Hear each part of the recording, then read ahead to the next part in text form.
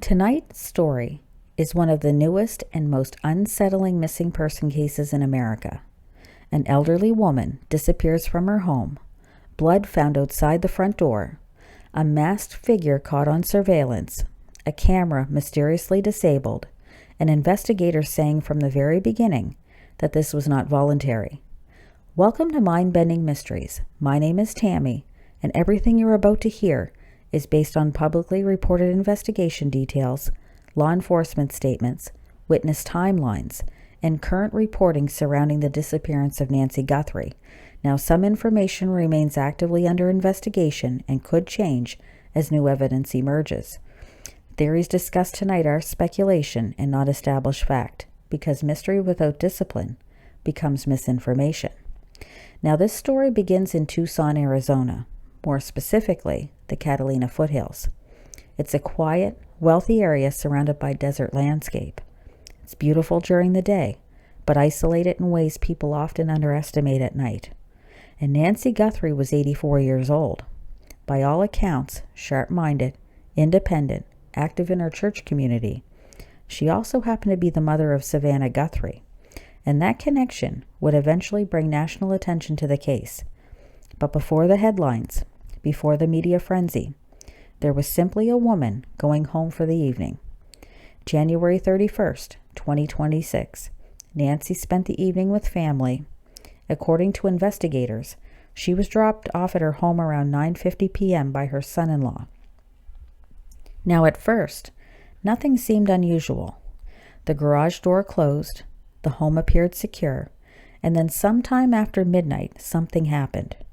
At approximately 1:47 a.m., a Nest doorbell camera at the home was reportedly disconnected by a masked individual. Now stop and think about that detail. Someone disabling a security camera. Now that immediately changes the emotional feeling of this case, because now this is no longer sounding like confusion or wandering or a medical emergency. It sounds intentional. Then came another disturbing detail. Investigators later recovered footage showing a masked figure near the property during the night Nancy disappeared. And according to investigators, evidence at the scene strongly suggested Nancy had been taken against her will. Then came the blood. Blood was reportedly discovered near the entrance of the home, and forensic testing later confirmed it belonged to Nancy Guthrie. Now immediately, people began asking terrifying questions. Did she know the person? Was this random? Was she specifically targeted? And perhaps most disturbing of all, why would someone abduct an 84-year-old woman? And that question deeply unsettled people online, because cases involving elderly victims often feel emotionally different, more vulnerable, more personal, and in this case, Nancy reportedly required daily medication and had limited mobility. And that made the situation feel even more urgent.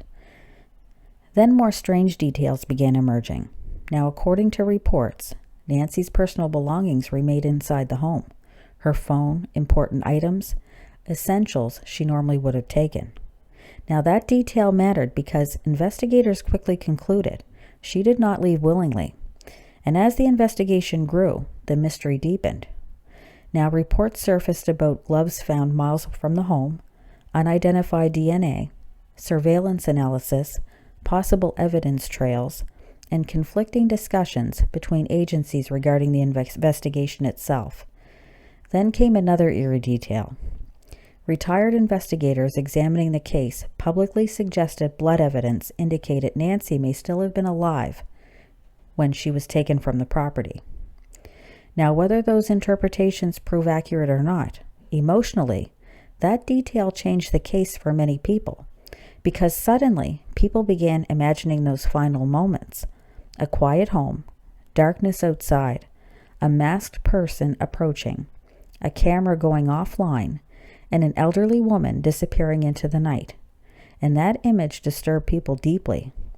Then social media did what social media often does. Theories exploded everywhere. Some accused family members, which law enforcement publicly stated the family had been cleared as suspects. Others pushed theories involving organized crime, trafficking, or elaborate conspiracies. Now, former investigators publicly dismissed many of those online claims as unsupported speculation. And this is where modern true crime becomes dangerous, because once fear, internet speculation, and viral attention combine, people begin treating theories like facts. And that's exactly why discipline matters in stories like this, because at the center of all the theories, this is still a real missing person, a real family, and a case that remains unsolved. Now, psychologically, this case terrifies people for a very specific reason. Home is supposed to feel safe, especially for elderly people.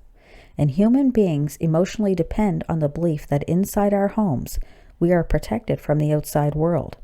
And cases like this shatter that illusion.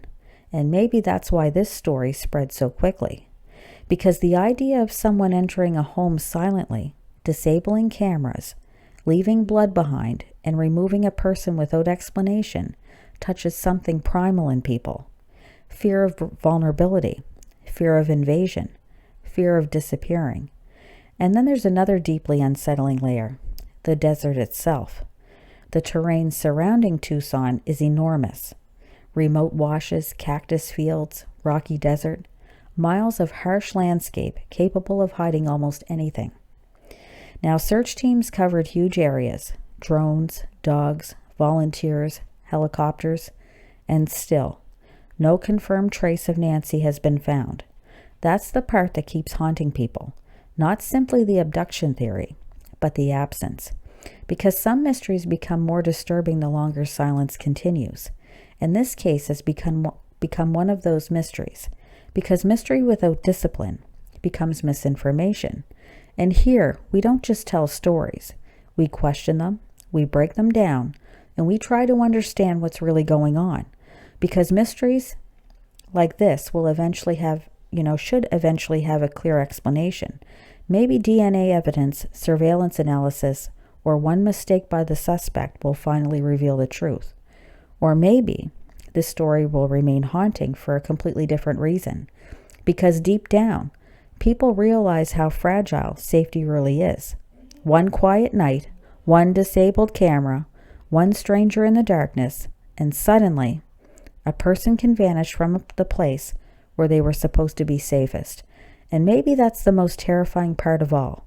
Not the theories, not the headlines, not even the mystery itself, but the realization that sometimes people disappear from ordinary places, and the world still struggles to understand how. From my coast to yours, have a wonderful night.